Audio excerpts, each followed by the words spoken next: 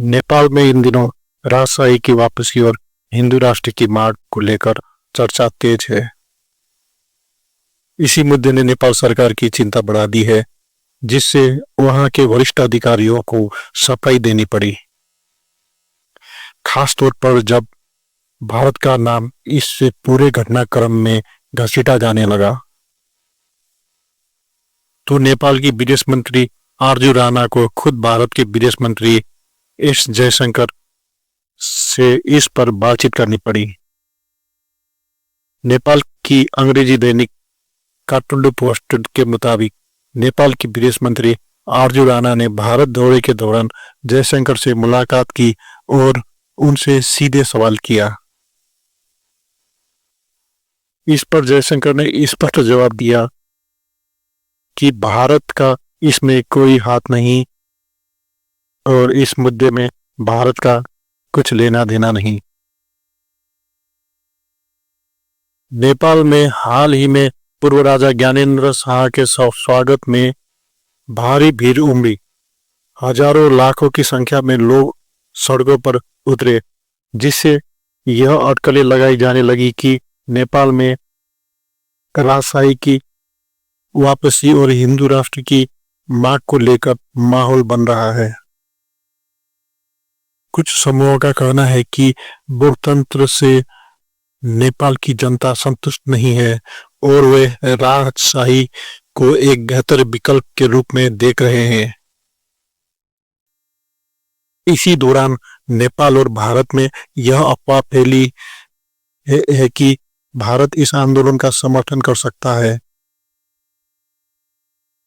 नेपाल सरकार को इस पूरे घटनाक्रम से बेहद चिंता हुई, क्योंकि नेपाल भारत के रिश्ते ऐतिहासिक रूप से काफी मजबूत है। नेपाल को यह डर था कि यदि इस आंदोलन का समर्थन भारत करता है तो राजशाही की वापसी का दबाव और बढ़ सकता है।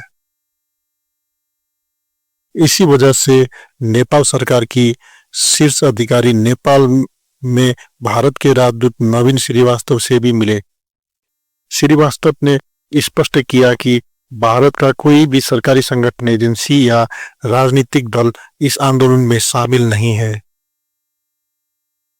नेपाल और भारत के बीच व्यापार और कूटनीतिक संबंध भी इस बातचीत में चर्चा का विषय है।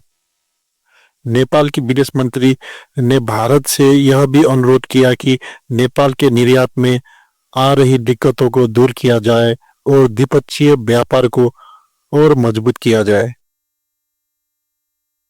इस पूरे मामले से यह साफ हो गया है कि नेपाल में राजशाही की वापसी को लेकर भारत की भूमिका को लेकर फैल रही अफवाहें पूरी तरह से निराधार हैं। अब देखना यह होगा कि नेपाल में यह आंदोलन कितना प्रभावी रहता है और क्या जनता सच में राजशाही की ओर लौटना चाहेगी या यह सिर्फ संगठनों की राजनीतिक मुहिम है। नेपाल में राजशाही और हिंदू राष्ट्र को लेकर चर्चाएं जरूर हो रही है, लेकिन भारत ने साफ कर दिया है कि वह इसमें किसी भी तरह से हस्तक्षेप नहीं करेगा। भारत नेपाल के मजबूत रिश्ते बनाए रखने के लिए दोनों देशों के गृह मंत्री लगातार संपर्क में हैं और इस तरह की अफवाहें को रोकने के लिए भी काम कर रहे हैं। क्या नेपाल में लोकतंत्र बरकरार रहेगा या राजशाही की वापसी संभव है, यह तो आने वाला वक्त ही बताएगा।